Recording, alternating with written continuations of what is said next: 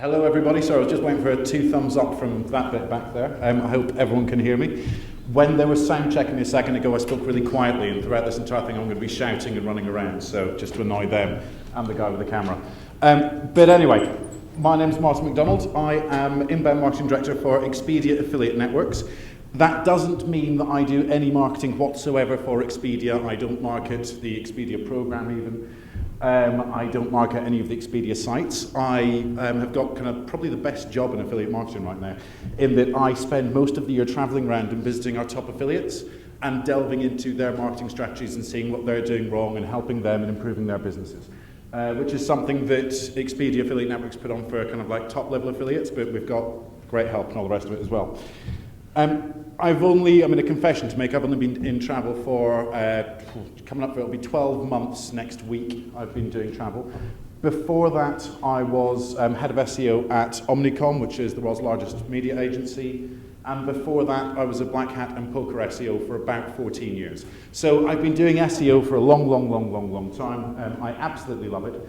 And what's been interesting in this transition across to travel is I've kind of gone from worlds where I had to concentrate on, 50, 100, 250, maybe even 500 keywords, things like that. But the difference with this industry is that the long tail is absolutely massive.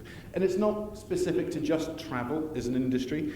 A lot of affiliate marketers have got product catalogs of millions of products that they can potentially be advertising. I mean, if you go onto Commission Junction and just download, say, take the top 10 or 20 merchants by feed size and download them, you've potentially got like 20 million products that you can market there. So the examples that I'm going to be giving throughout this deck are kind of slanted towards travel because that's what I'm working in at the moment, but you can take this stuff and you can apply it to any other industry as long as you've got a lot of products that you can potentially market and you don't really know where the opportunities are. So this kind of stuff as well, apart from just affiliate marketing, it's great for sizing opportunity when you're thinking about moving into a new marketplace. So with that, we will move on to the deck. The main problem that I had when I first started in this was that we're dealing with 40, 50, 60 million keywords that we can potentially be going after. Now, you think, well, hang on a minute, 40, 50, there's not, how were there 40 or 50 million products that we can possibly be selling in travel? I mean, I know it's big, but it's not that big.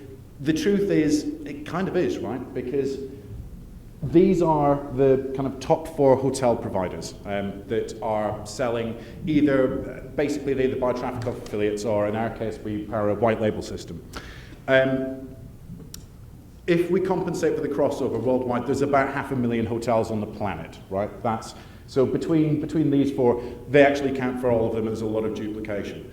But if we just look at the keywords around hotels, and I'm not even looking at anything to do with flights, anything to do with any of the other parts of travel at all, let's just focus in on hotels, which is a subsection of travel, and we look at, kind of combining hotel names. And a hotel name plus a city name. So the first one is just Caesar's Palace. And then you've got on the second line, Caesar's Palace Las Vegas, or Caesar's Palace Nevada. Or if you're targeting international traffic, Caesar's Palace USA, Nevada USA, Las Vegas USA. That's already like a 6 keywords for that one hotel. And bearing in mind that we've got 500,000 hotels in the industry, you start multiplying that stuff out. This little kind of halfway between an Excel function and a Google AdWords style of doing things accounts for 4 million keywords alone, just on hotels. Okay, so we're starting to look at a serious amount of long tail. And I refer you back to what I was saying a second ago. Kind of my job in life right now is to go out to affiliates. Overwhelmingly, the money in travel is made in selling hotels, not flights, not car rental, not anything else. So if it is an industry you're thinking of going into, hotels really is where it's at. One of the biggest challenges for them is deciding what niche or what sub-niche or what specific properties to market. And that's the kind of stuff that I'm going to be looking at in here and how you can, for basically no money, size up any market by opportunity and see where it's going to be possible for you to rank. Now, all industries have got this, and it's fairly obvious, okay? And this isn't stuff that I should be educating anyone with, but just to get it out there. The stuff at the bottom of the pyramid here, like hotels as one keyword by itself that people type into Google, that has got massive, massive search volume. But you're really lucky if you get 1% conversion rate out of that. And no offense to anybody in the room, but nobody here is going to start a site now and rank for the keyword hotels anytime soon. It's just not going to happen. We start moving up and we get right to the top, and you look at things like hotel name plus city name plus reservations. So Caesars Hotel Las Vegas reservations, or Caesars Palace Hotel Las Vegas best price, things like that. This stuff converts really well if you've got a good converting site, but the traffic obviously is very, very limited. Now, okay, things in Las Vegas are obviously on a different scale to the rest of the world. And it's perhaps a bad example to use Caesars Palace for this, but if you look at any one of the other 500,000 hotels in there, they might have search volume of anything from, I don't know, a couple of hundred people a year searching for it on Google to maybe a couple of thousand people a year searching for that specific hotel name, right? Now, it's much, much easier to rank for these ones because the competition just isn't there. If you wanted to rank for a Caesars Palace, which is why I'm not going to carry on using that as an example, I probably shouldn't have gone down that way, you would still have to do a ton of good SEO to get your site to rank first for Caesars Palace Hotel Las Vegas reservations, things like that. That's quite a hard term, okay? But you start looking at, choose any one of the other 10,000 cities in the United States, choose any hotel in there, and then that keyword phrase is something that's relatively easy to rank for. But we're still in this situation where we've got 500,000 hotels, and we need to rank them somehow and work out where the actual opportunity lies. Because despite the fact that you can take a reasonable stab at, okay, this city's got 10 hotels in it, I think this will be reasonably easy to rank for. The same way that you're never going to make any money trying to rank for hotels, because it's going to take too long, you're never going to make any money trying to rank for random hotels, because you're simply going to spend too much time in the discovery phase, and you're never going to be able to, productize the generation of content and productize the generation of websites to be able to fulfill that marketing niche, to be able to, really make a dent and make some decent money in this vertical, or indeed in any other. So I had to come up with a system that allowed our affiliates to find what was the low-hanging fruit in our industry. I'm in a trusted position, in a very dry mouth position as well, unfortunately. I guess everyone's been here in Vegas for a long time and just suffering from massive air conditioning. But I was tasked with finding low-hanging fruit. Basically, the keywords that are going to be easy to rank for in a short-term time investment, and yet are going to bring affiliate revenue.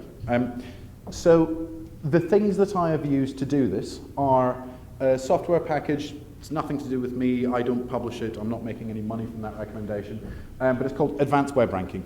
Now, purely out of interest, how many people in the room are checking regularly or have software that checks regularly the positions in search engines for their websites? Like half of you, 2/3 of you, something like that. Out of interest again, so those people that are keeping track of where their websites are ranking, are you doing it with software packages on your own machines, or are you using hosted services like SEO Moz or things like that? Any of you, just shout out. Hosted. Hosted, so software as a service platforms, you're going in and you're paying by keyword, right? Like Raven Tools till they got shut down or whatever, exactly. So that is never going to work with stuff like this, because how much would it cost you to check 4 million keywords every day? I think, in the UK it's called a shit ton of money. I'm not sure if you would refer to it the same way here, but a lot, okay? So it's not going to work unless you start doing your rank checking from your own machines, which brings more problems, which we'll get to in a minute. I've been using that advanced web ranking for about 10 years, which is why I recommend it. But there are others. That's a commercial piece of software. I think QRank is free, but I've never used it. There's others. Just Google it. They should be easy to find. And crucially, Excel. I'm an Excel junkie. I absolutely love this stuff. And the stuff that's in this presentation isn't complicated at all from an Excel perspective, but there are links to download examples of the spreadsheet, so you could just dump your own data into it and do the same kind of market analysis as well. So the first thing that we're going to do is take, let's say, I've put on there the top 10,000 to 100,000 keywords, but let's go back to kind of that hotel example, right? And say we're just going to look at the hotel name by itself, and we're going to take 500,000 hotels. Now, what we want to do is just do a rank check of 500,000 hotel names using something like Advanced Web Ranking or QRank, and then export the entire list into Excel. Now, a really, really easy way of looking at where the opportunity lies from an SEO perspective on this is just look at the amount of top-level domains that are ranking in the top 10 for those hotels. So, Caesar's Palace. I bet you anything, probably a half dozen, maybe four of those results are top-level domains. So, like Caesars.com, whatever, you know, and the program. And then you're going to have TripAdvisor, and you're going to have probably Hotels.com and Yelp and things like that. But that's going to be a really, really hard one to rank for. But you start looking at this random hotel in, you know, potentially the middle of nowhere in somewhere in, I don't know, Southeast Asia, that might have 500 people a year searching for it, but you're still going to get paid 15, 20, 25 bucks for sending a reservation to, and that stuff is easy to rank for. But we need to be able to work out how to do this. So the quick and easy way, and you can download this sheet in a second, is just calculate the percentage of the top 10 SERPs which are subfolders or subpages. So you're looking at the top 10 results that are on each one of the hotel names. And in column B, I have no idea how easy this is going to be to read over there. And I wanted to run around and point this stuff out, but I've been told that I'm not allowed to leave behind here. So in column B, you've basically got the website or the landing page for the keyword that's in column A. And you can see there that the top one, which is the Westin St. Francis on Union Square, that has got westinstfrancis.com as the #1 result. So it has a result depth of 0. The way that I'm calculating that is using that really short, quick and easy formula that's down at the bottom of the slide. Again, don't bother, like he's typing it into the laptop. It's not going to happen, is it? It's all in a sheet that you can download in a minute. But all I'm doing there is essentially counting the amount of slashes that appear in the URL after the http://. I'm getting a thumbs up from the guy with the camera saying he's actually going to try and follow me. So the keywords, the landing pages for each one of the top 10 results, and then you can see here, like Westin St. Francis, result depth of 0 because it's the domain name. And then this one is under 1 and 2 and 4. And what we're going to do is just dead simple. We're going to put together a pivot table of each one of the individual keywords and then the total amount of subfolders that appear in those top 10 results. Okay?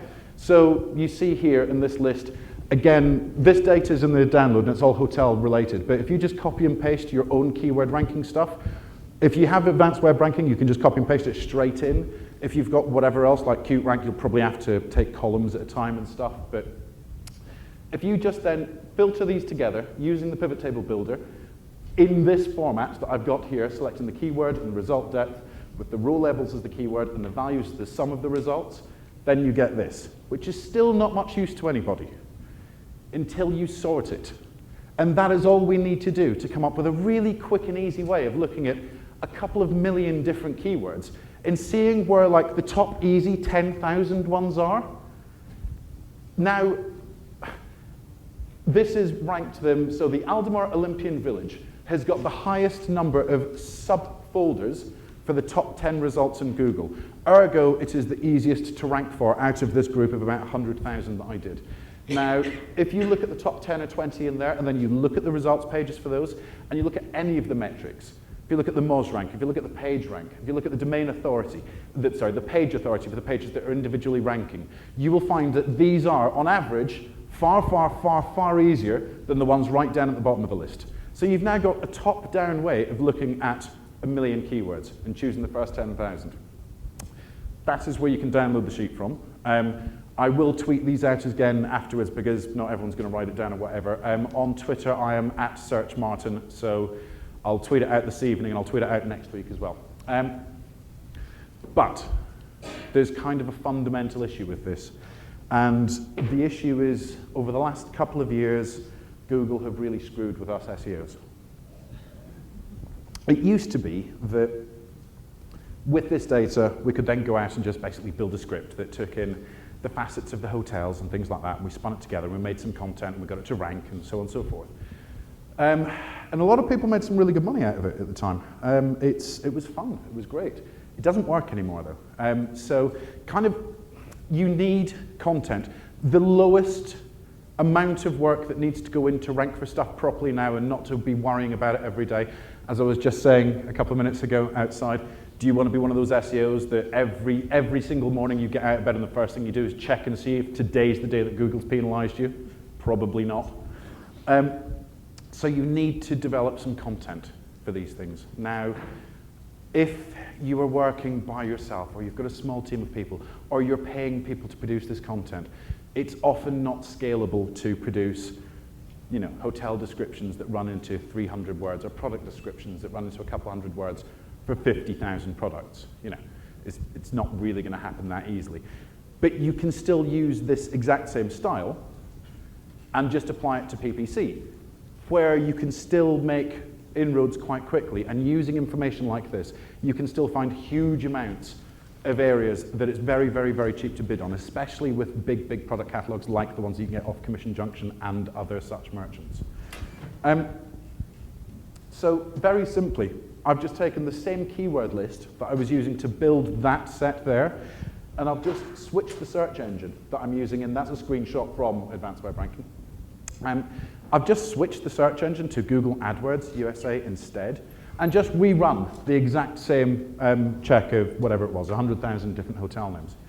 And what we get this time is slightly different. It's much simpler and much easier, because we've just got the keyword in this column C, and then in column D, it says the website. It's the display URL that appears in Google. That's the thing that it scrapes, that AWR scrapes. And you've got every one of the display URLs for the ones that are appearing.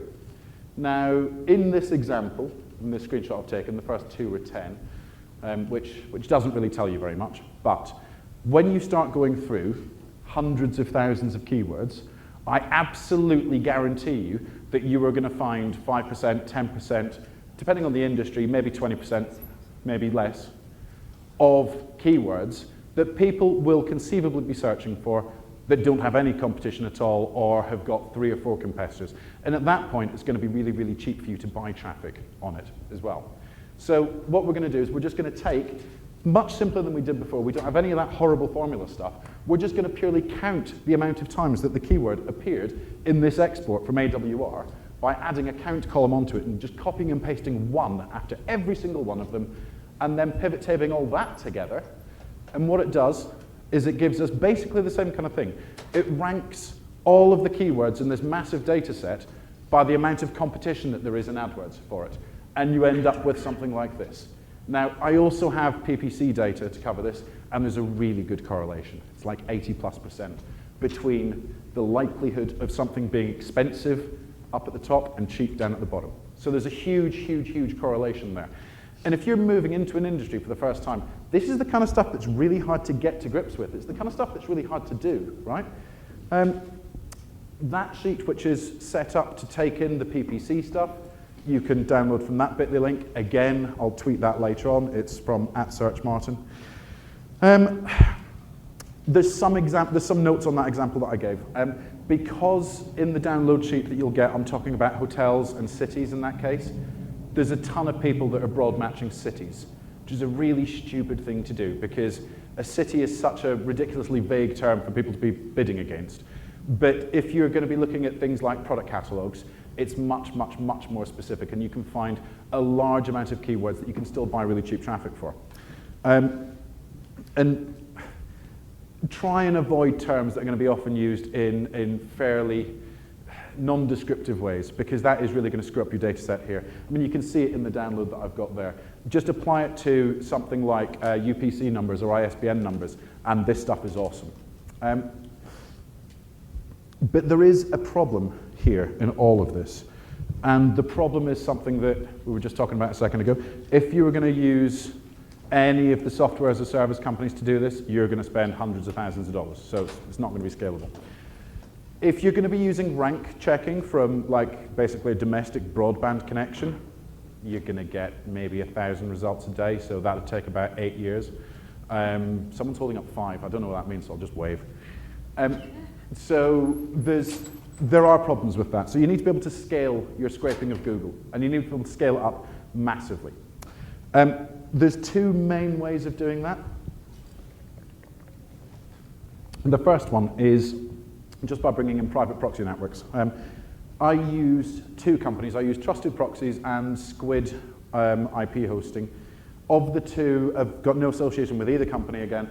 Of the two, Trusted is more reliable, and I use them for UK IP addresses. Squid is much cheaper, and I use them for US IP addresses, but it's not as reliable. More times the IP gets banned by Google.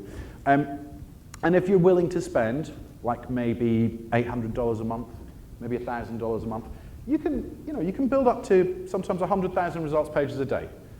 And that's enough to really make a bit of a dent in what you're doing here.